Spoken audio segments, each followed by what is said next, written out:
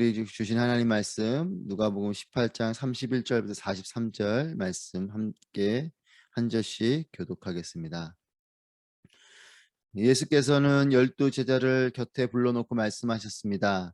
보라, 우리는 예루살렘으로 올라간다. 예언자들이 인자에 대해 기록한 모든 것이 이루어질 것이다. 인자가 이방 사람들에게 넘겨져 조롱과 모욕과 침뱉음을 당할 것이다. 그들은 채찍질한 후에 그를 죽일 것이다. 그러나 그는 3일째 되는 날 살아날 것이다. 그러나 제자들은 이 말씀을 조금도 깨닫지 못했습니다. 이 말씀의 뜻이 그들에게 숨겨져 있기에 제자들은 예수께서 하시는 말씀을 이해하지 못했습니다. 예수께서 여리고에 가까이 이르셨을 때 길거리에 보지 못하는 한 사람이 앉아 구걸하고 있었습니다. 그는 많은 사람들이 지나가는 소리를 듣고 무슨 일인지 물었습니다. 사람들이 나사렛 예수가 지나가신다 하고 말해 주었습니다. 그러자 그가 크게 외쳤습니다. 다윗의 자손 예수여, 저를 불쌍히 여겨 주십시오. 앞서가던 사람들이 그를 꾸짖으며 조용히 하라고 했습니다. 그러자 그는 더욱더 큰 소리로 다윗의 자손이여, 저를 불쌍히 여겨 주십시오 라고 외쳤습니다. 예수께서 가던 길을 멈추고 그 사람을 데려오라 하고 명령했습니다. 그가 가까이 다가오자 예수께서 물으셨습니다. 내가 내게 무엇을 해주기를 원하느냐? 그가 대답했습니다.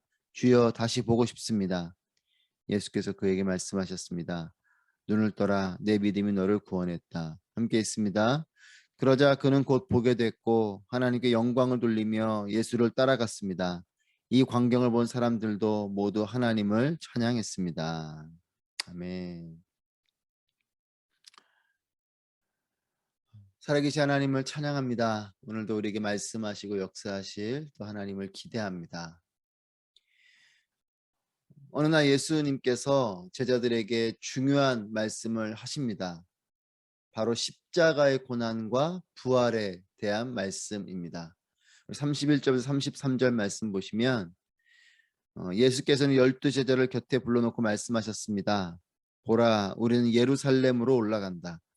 예언자들이 인자에 대해 기록한 모든 것이 이루어질 것이다. 인자가 이방 사람들에게 넘겨져 조롱과 모욕과 침뱉음을 당할 것이다. 그들은 채찍질한 후에 그를 죽일 것이다. 그러나 그는 3일째 되는 날 살아날 것이다. 십자가의 고난 그리고 부활에 대한 말씀입니다. 놀라운 말씀입니다. 예수님의 궁극적인 사역에 대한 말씀이죠. 예수님께서 사람들에게 병도 고쳐주시고 또 말씀도 가르치시고 또 하나님 나라에 대한 복음을 선포하고 계시지만 또 그렇게 제자들이 그것을 눈으로 보고 경험하고 있지만 사실 예수님께서 이 땅에 오신 궁극적인 사역은 바로 십자가 그리고 부활인 거죠. 십자가의 부활은 온 인류를 구원하는 놀라운 일입니다.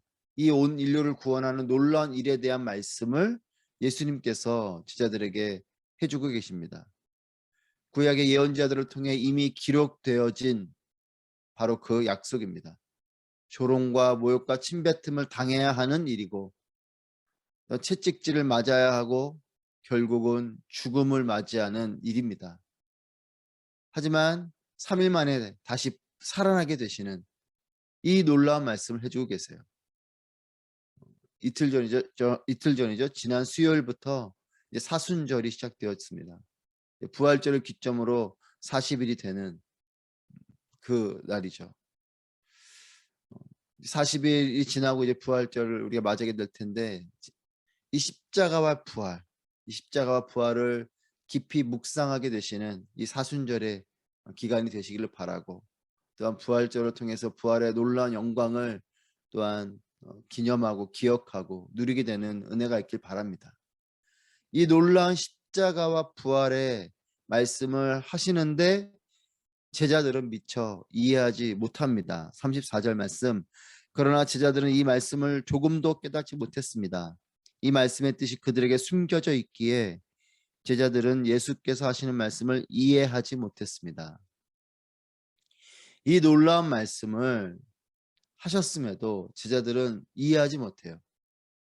조금도 깨닫지 못했다 이렇게 누가는 기록하고 있습니다.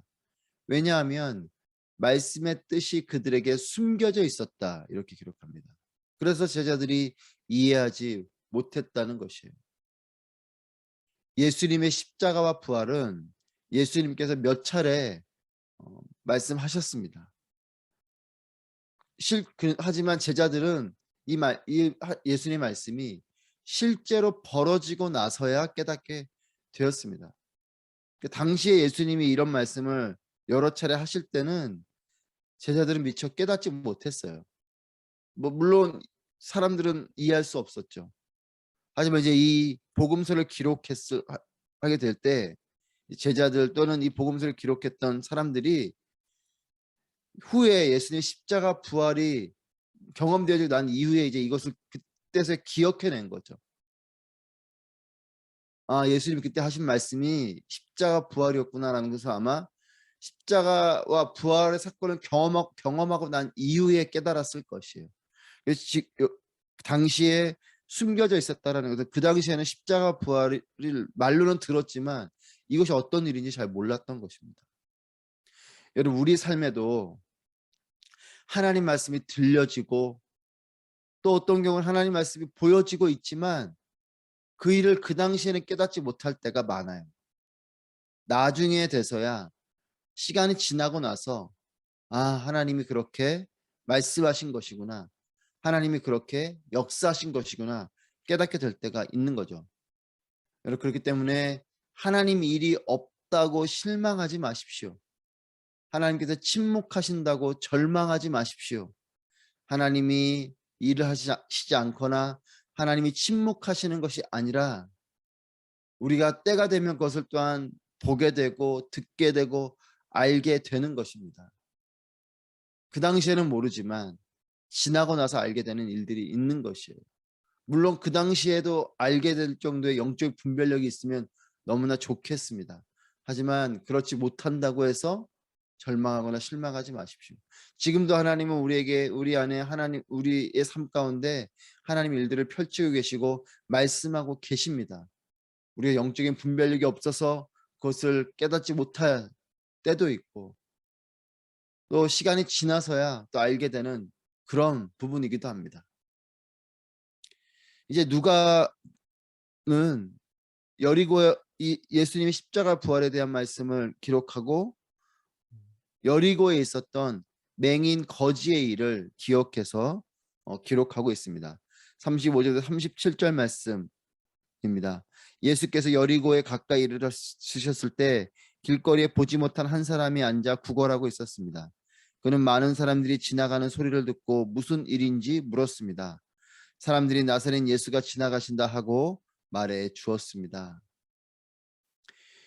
예수님께서 여리고에 가까이 이르셨습니다. 여리고 어느 길거리에 구걸하는 맹인이 거기 있습니다.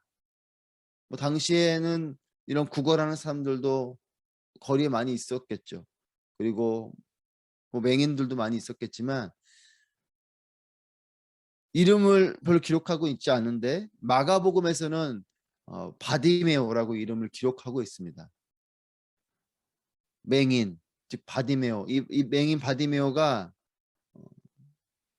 여리고의 어느 한 거리에 있는 거죠.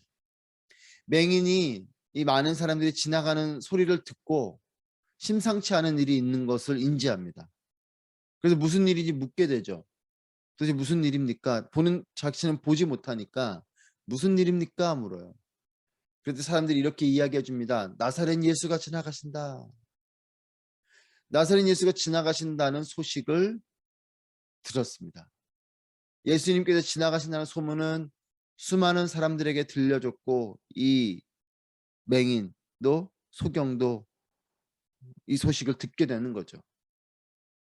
그런데 이 소식을 듣고 나서 이 소경이 하는 일이 남다릅니다. 38절 말씀을 보겠습니다. 그러자 그가 크게 외쳤습니다. 다윗의 자손 예수여 저를 불쌍히 여겨 주십시오. 예수님이 치유해 주시는 능력이 있음을 소문을 듣고 알고 있었을 것입니다. 그래서 이 바디메오는 이미 예수님이 이런 병을 고치시는 분이시다는 걸 알고 있었기 때문에 이 외침을 하는 거죠.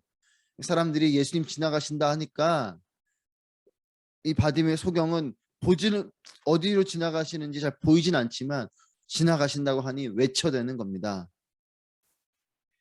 보이지 않는 자의 처절한 절규였을 것이에요. 어디에 계신지 보이진 않지만 그렇기 때문에 더욱더 큰 소리로 자신이 여기에 있으니 저를 도와주십시오라고 외쳐대는 처절한 절규와 같은 외침이죠.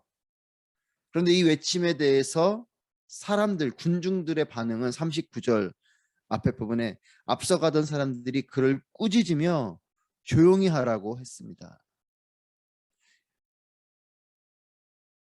여러분, 이 장면이 상상이 되십니까? 보이지 않는 사람이 큰 소리로 외치고 있는데 주변에 있는 사람들이 조용히 하라고 꾸짖고 나무랍니다. 여러분, 그 사람들이 이 군중의 규모가 얼마인지도 몰라요. 보이지 않는 사람 입장에서는 꾸짖고 나무라는 그 일에 위축이 될 가능성이 큽니다. 그래서 두려움이 찾아왔을 것이에요. 아, 내가 이렇게 소리를 지르는 것이 사람들에게 싫은 것이고 또 내가 계속 소리를 지르면 사람들이 나를 어떻게 할지 모를, 그렇지 않겠습니까? 어, 거지요 또 보이지 않는 자이니 조용히 하라라고 하는 사람들 입장에서 자꾸만 외쳐대면 그 사람을 뭐 힘으로 물리적으로 제압을 할 수도 있지 않겠습니까?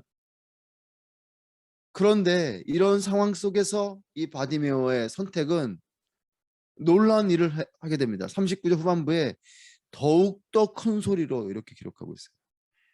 더욱더 큰 소리로 다윗의 자손이여 저를 불쌍히 여기십시오 하고 외칩니다. 저는 이 말씀을 보면서 이 바디메오가 대단한 용기를 냈다고 저는 봅니다. 어떻게 보면 목숨을 거는 것과 같은 그런 마음이었을 것이에요. 여러분, 그 수많은 군중에게 자신이 맞을 수도 있고 밟힐 수도 있겠고 뭐 이런 상황일 텐데 이 바디메오는 더 큰 목소리를 외쳐대는 거죠. 조용히 하라라고 하는 사람들 앞에서 오히려 더 큰 소리로 목숨을 거는 일이요 위험을 무릅쓰는 일입니다. 여러분, 그런데 이것이 믿음이에요. 믿음은 목숨을 거는 일인 거죠. 믿음은 위험을 무릅쓰는 일입니다. 안전지대에서 있는 믿음, 사실 그 안전지대에서는 우리의 믿음이 점검되지도 않아요. 믿음은 이와 같이 목숨을 거는 일이요 위험을 무릅쓰는 일이 믿음인 겁니다. 이 바디메오는 큰 믿음을 보여주고 있는 거죠. 이 소경의 믿음의 고백과 포기하지 않은 간절함을 인해서 40절 말씀에 예수께서 가던 길을 멈추고 그 사람을 데려오라 하고 명령하셨습니다. 그가 가까이 다가오자 예수께서 물으셨습니다. 41절 내가 내게 무엇을 해주기를 원하느냐? 그가 대답했습니다. 주여 다시 보고 싶습니다. 예수님의 발걸음을 멈추겠습니다. 예수님께서 물으시는 거죠. 내가 너에게 무엇을 해주길 원하냐? 그랬을 때 바디메오가 주여 보고 싶습니다. 이렇게 말해요. 여러분들에게 또 저에게 질문합니다. 오늘 이 새벽에 예수님께서 저 여러분에게 다가와서 물으시면 여러분은 어떻게 대답하시겠습니까? 내가 너에게 무엇을 해주길 원하냐? 이게 물으실 때 우리는 무엇을 말씀하시겠습니까? 42절 말씀입니다. 예수께서 그에게 말씀하셨습니다. 눈을 떠라, 내 믿음이 너를 구원했다. 그의 간절한 소망대로 예수님께서 눈을 뜨게 해주십니다. 그런데 눈을 뜨게 해주신 이유가 너의 믿음이 너를 구원했다, 이렇게 말씀하세요. 예수님께 대한 소문을 들었을 때 예수님께 소망을 둔 이 믿음에 대한 칭찬인 거죠. 여러분, 예수님에 대한 소문은 많은 사람들이 들었습니다. 하지만 그 사람들 중에 이 바디메오만큼 간절히 또 믿음을 가지고 외쳐대는 사람은 없었습니다. 예수님께 소망을 둔 이 믿음에 대한 칭찬인 거죠. 그 믿음을 말씀하시는 것입니다. 여러분, 그렇기 때문에 구원은 누구에게나 열려 있지만 구원은 아무나 받지 않습니다. 예수님에 대한 말씀, 예수님에 대한 또 예수님에 관한 이 복음, 이와 같은 것은 누구에게나 열려 있어요. 누구나 듣게 되죠. 심지어 예수님 때에도 듣게 되지만 예수님 때에도 들을 귀 있는 자만 듣게 되는 것입니다. 믿음이 있는 자만이 구원을 받는 거죠. 구원은 누구에게나 열려 있지만 아무나 받지 못하는 것처럼 예수님이 지나가시는 것을 많은 사람들이 알았지만 바디메오만큼 간절하게 주님을 찾는 사람은 없었습니다. 믿음을 품은 자만이 예수님 앞에 나오는 거죠. 믿음을 품어야지 예수님을 만나고 경험하게 되는 겁니다. 그의 믿음은 이 바디메오의 간절함을 통해서 보여진 것이죠. 그의 믿음이 얼마나 단단한지 그가 간절히 외쳐대는 그 모습을 통해 보여졌습니다. 여러분, 진정한 믿음은 티가 납니다. 두려움을 뚫고 외쳐대는 이 소경의 믿음이 바로 이렇게 티가 나는 믿음인 거죠. 두려움을 뚫고 외치는 이 바디메오는 분명 믿음의 사람입니다. 43절 말씀입니다. 그러자 그는 곧 보게 됐고 하나님께 영광을 돌리며 예수를 따라갔습니다. 이 광경을 본 사람들도 모두 하나님을 찬양했습니다. 바디메오의 믿음, 바디메오의 이 믿음은 바디메오로 하여금 간절히 외치게 했고 이 간절한 외침은 저항을 이겨내고 예수님께 감동을 주었고 그리고 결국 이것은 기적을 통해 기적을 바디메오가 경험하게 되는 그런 일이 되었습니다. 여러분, 바디메오의 믿음이 간절한 외침이요, 간절한 외침이 예수님께 감동을 주었고 결국 기적을 경험하게 된. 여러분, 그렇기 때문에 이 기적의 시작은 무엇입니까? 믿음인 거죠. 기적의 결과는 예수님께 있습니다. 기적의 시작은 우리의 믿음 가운데서 시작되고 이 기적의 결과는 예수님께 있습니다. 여러분, 우리의 믿음이 주님께 있다면 우린 분명 기적을 경험하게 될 것입니다. 이 바디메오와 같이 간절한 마음, 정말 내 삶 가운데 간절한 마음, 그 마음이 있다면 우리는, 그리고 그 마음을 가지고 그 믿음을 가지고 주님께로 나아간다면 우린 분명히 응답도 기적도 경험하게 될 것이에요. 그리고 진정한 기적의 사람은 사실은 이 기적을 경험하고 난 이후의 모습 속에 드러나게 됩니다. 무엇입니까? 하나님께 영광을 돌리며 예수를 따랐다. 기적을 경험하고 난 이후에 이 바디메오의 모습은 하나님께 영광을 돌리게 되고 예수님을 따르게 됩니다. 여러분, 기적을 경험한다고 다 영광 돌리지 않습니다. 내가 간절한 마음으로 주님을 찾았지만, 그래서 주님께서 나에게 응답도 주시고 은혜도 주시고 또 때로는 놀란 기적과 또 은사도 주시고 이런 일들을 해주시는데 어떤 사람은 그것을 받고 감사로 찬양으로 영광을 올려드리는 사람이 있고 어떤 사람은 그냥 그것을 끝이 나는 사람이 있어요. 여러분, 축복을 받는 것보다 축복을 받은 이유가 더 중요합니다. 저는 여러분들에게 권면합니다. 하나님께 응답받는 삶이 되시기를 축복합니다. 오늘도 이 새벽에 여러분들 기도하실 텐데 여러분들의 그 간절한 기도에 하나님께서 응답하실 것을 믿습니다. 여러분의 이 믿음의 기도, 간절한 기도, 응답받게 되실 기도입니다. 하지만 여러분들의 권면하는 것은 그 응답을 받고 나서 하나님께 영광을 올려드리는 여러분 되시기를 바랍니다. 물질로 기도하십니까? 물질을 하나님께 채워주셨을 때 그 물질로 영광을 돌리시고, 건강을 기도하십니까? 건강을 회복하고 나서 건강의 축복을 주시고 나서 하나님께 영광을 올려드리고, 여러분들의 길과 진로를 위해서 기도하십니까? 자녀들을 위해서 기도하십니까? 어떤 기도이든 하나님이 응답하셨을 때에 하나님께 영광을 올려드리는 우리 모두가 되기를 바랍니다. 하나님께 받게 되는 것으로 하나님께 영광을 올려드리는 것이에요. 여러분, 그리고 나의 이 하나님 향한 영광은 내 개인으로 끝나는 것이 아니라 오늘 말씀 보시면 이 광경을 본 사람들도 모두 하나님을 찬양했다. 내 주변을 예배케 합니다. 저는 우리가 받은 은혜 또 우리가 받은 축복을 가지고 하나님께 영광을 올려드리고 또 우리가 올려드리는 그 영광의 모습을 통해서 내 주변이 또한 예배하게 되기를 바랍니다. 그리고 나를 통해서 하나님을 경험하게 되기를 바랍니다. 여러분의 가정이, 여러분의 일터가 변화되고 하나님의 영광 올려드리는 그런 우리가 통로가 되는 삶이 되길 바랍니다. 여러분, 하나님 말씀을 듣고 온전히 깨닫게 되는 영적인 안목이 열리게 되시기를 축복합니다. 어려운 가운데서도 예수님께 소망을 두고 믿음으로 외쳤던 이 눈먼 자와 같은 믿음의 사람이 되시기를 축복합니다. 이 믿음을 통해서 어두운 삶에 빛이 임하고 또 우리의 눈이 열리는 그런 기적이 펼쳐지고 또 하나님께 영광을 올려드리는, 그로 인해서 주변과 함께 하나님께 나아가게 되는 우리 모두의 삶이 되시기를 주님의 이름으로 축복합니다. 기도하겠습니다. 함께 기도하실 때 오늘 말씀을 우리 통하여서 기도합니다. 하나님, 나의 믿음의 눈과 귀를 열어 주시옵소서.